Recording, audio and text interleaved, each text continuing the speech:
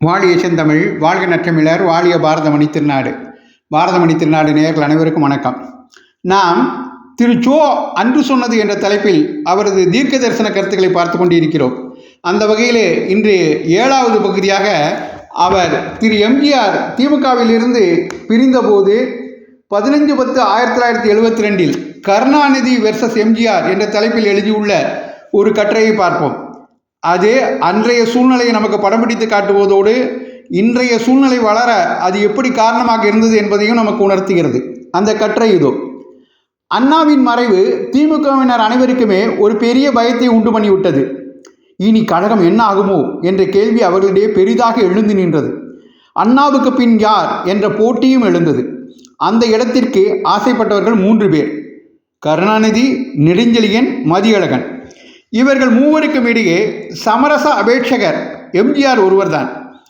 அந்த இடத்தில் அவரே அமர விரும்பினால் அவரை ஆதரிக்கவும் திமுகவில் பலர் தயாராக இருந்த நிலைமையும் அப்பொழுது வளர ஆரம்பித்திருக்கிறது. ஆனால் எம்ஜிஆரின் சினிமா மார்க்கெட் மிக நன்றாக சூடுபிடிக்க ஆரம்பித்திருந்த சமயம் அது. அரசியலில் அவ்வளவு தீவிர பங்கெடுத்து கொள்ள அவர் அப்போது தயாராக இல்லை. கருணாநிதி, நெடுஞ்செழியன், மதியழகன் இவர்கள் மூவரில் மதியழகனுக்கு பொதுவாகவே ஆதரவு இல்லாமல் இருந்தது. கருணாநிதி, நெடுஞ்செழியன் இவர்கள் இருவரிடையே கருணாநிதிக்குத்தான் அதிக ஆதரவு இருந்தது. ஆனால் நெடுஞ்செழியன் பக்கம் எம்ஜிஆர் நின்றால் அவர் வெற்றி பெற வாய்ப்புண்டு என்ற கருத இடம் இருந்தது. இருந்தும் கருணாநிதியின் பக்கமே எம்ஜிஆர் நின்றார். அதற்கு காரணம் இல்லாமல் இல்லை. அண்ணாதுரைக்கு பின் கழகம் அழிந்து விடாமல் காப்பாற்ற வேண்டும் என்ற எண்ணம் அப்பொழுது கழகத்தினர் எல்லாருக்குமே இருந்தது. எம்ஜிஆருக்கும் இருந்தது. கழகம் வாழ்ந்தால்தான் தாங்கள் வாழ முடியும் என்றும் திமுகவினர் எண்ணி இருக்கலாம். அதை போல எம்ஜிஆரும் கழகம் வாழ்ந்தால்தான் தன்னுடைய சினிமா உலக வெற்றிகள் தொடர்ந்து கொண்டிருக்கும் என்று நினைத்தும் இருக்கலாம்.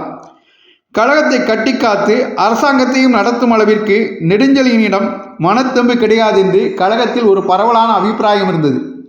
மேலும் அண்ணாதுரை முதல் மந்திரியாக இருக்கும்போதே மந்திரி சபையில் இடம்பெற்ற நெடுஞ்செழியன் கழக எம்எல்ஏக்கள், வட்டங்கள், மாவட்டங்கள் இவர்களையெல்லாம் விட்டு மிகவும் விலகிச் சென்று விட்டார். நான் அமைச்சர், என்னை அணுகுவதென்றால் சில முறைகளை கடைபிடிக்க வேண்டும் என்றெல்லாம் நினைத்து செயலாற்றவும் ஆரம்பித்து விட்டார். அவருடைய போக்கில் ஒரு ஒழுங்குமுறை விருப்பமும் இருந்தது. அதே சமயத்தில் ஜபர்தஸ்தும் இருந்தது. இதனாலெல்லாம் கழகத்தவருக்கு அவரிடம் ஓரளவு பிடிப்பற்று போய்விட்டது. எம்ஜிஆரின் ஆதரவை இருகை நீட்டி வரவேற்க கருணாநிதியும் தயாராக இருந்தார். முதல் மந்திரி தேர்வில் தனக்கும் பெரிய பங்கு இருக்க வேண்டும் என்று எம்ஜிஆர் விரும்பியும் இருக்கலாம். இந்த காரணங்களினால் அன்று கருணாநிதி முதல் மந்திரியாக வருவதற்கு எம்ஜிஆர் ஆதரவாக நின்றார். எம்ஜிஆரின் ஆதரவு இல்லாமல் கருணாநிதி முதல் மந்திரியாக வந்திருக்க முடியுமா முடியாதா என்பதல்ல பிரச்சனை. இவர் ஆதரவு அவருக்கு கிடைத்தது, அவரும் ஏற்றுக்கொண்டார் என்பதுதான் நடந்த நிகழ்ச்சி. எம்ஜிஆரின் ஆசை இடைக்கால தேர்தலில், அதாவது வழக்கமான தேர்தலுக்கு முன்பாகவே 1971 நடந்த தேர்தலில் திமுக அமோக வெற்றி பெற்ற பிறகு எம்ஜிஆர் தானே ஒரு அமைச்சராக வேண்டும் என்று விருப்பப்பட்டார். ஆனால் கருணாநிதியும் அவரை சேர்ந்தவர்களும் எம்ஜிஆரின் விருப்பத்திற்கு இடம் கொடுக்கவில்லை. நீங்களும் மந்திரி சபைக்கு வந்துவிட்டால் கட்சியை கவனிப்பதற்கு ஆள் இல்லாமல் போய்விடும் என்ற வாதம் அவர் முன்னால் வைக்கப்பட்டது. அதை தவிர சினிமாவில் நடித்து கொண்டே ஒருவர் அமைச்சராகவும் இருக்க முடியாது என்றும் அவரிடம் கூறப்பட்டது. எம்ஜிஆரோ சினிமா உலகில் கொடிகட்டி பறந்த அச்சமயத்தில் அதை விட்டு விலக விரும்பவில்லை. இந்த காரணங்களினால் அவர் அமைச்சராகவில்லை. தான் அமைச்சராக முடியவில்லை என்ற மனத்தாங்களும் கருணாநிதி மேல் அவருக்கு இருந்த கோபத்தை வளர்த்திருக்கலாம். கழகத்தில் மற்ற யாரிடமும் இல்லாத ஒரு மிகப்பெரிய பலம் எம்ஜிஆரிடம் இருந்தது. அவர் கை கரைபடிந்த கை அல்ல. அவர் மீது எந்தவிதமான லஞ்ச குற்றச்சாட்டையும் சுமத்த முடியாது. கழகத்தில் சிலரிடமே இருக்கக்கூடிய பலவீனம் அவரிடம் இருக்கிறது. அதுதான் அவர் தாய்மொழி. அவர் தமிழர் அல்ல என்பதை ஒரு பிரச்சார பீரங்கியாக திமுக தலைவர்கள் தாங்களே பயன்படுத்தாவிட்டாலும் மற்றவர்களை ஏவிவிட்டு பயன்படுத்தக்கூடும். இம்மாதிரி கீழ்த்தர பிரச்சாரங்களை நம்பித்தான் திமுக வளர்ந்திருக்கிறது. இப்போதும் தயங்க மாட்டார்கள் என்றே நினைக்கிறேன். கழகத்தில் மற்ற யாரிடமும் இல்லாத அளவிற்கு 2 பெரிய சக்திகள் கருணாநிதியின் பின் நிற்கின்றன. கழகத்திற்காக அவர் உழைத்த உழைப்பு அசாத்தியமானது.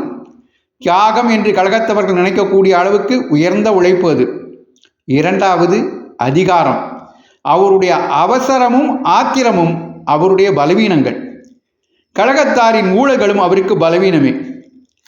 கழக மேல்மட்டத்தில் கருணாநிதியின் கையும் கீழ்மட்டத்தில் எம்ஜிஆரின் கையும் ஓங்கி நிற்கும். தன் பின் நிற்கும் மக்கள் கூட்டத்தை எம்ஜிஆர் நிச்சயமாக நம்பலாம். ஆனால் மக்கள் கூட்டத்திற்கு இருக்கும் ஞாபக மறதியை கருணாநிதி நம்புவார் என்று அந்த கட்டுரையை முடிக்கிறார். இன்றும் கூட அந்த கடைசி வரிகள் பொருந்தக்கூடியவை. நாம் சோவின் தீர்க்க தரிசனத்தை தொடர்ந்து பார்ப்போம். நன்றி, வணக்கம், ஜெய்ஹிந்த்.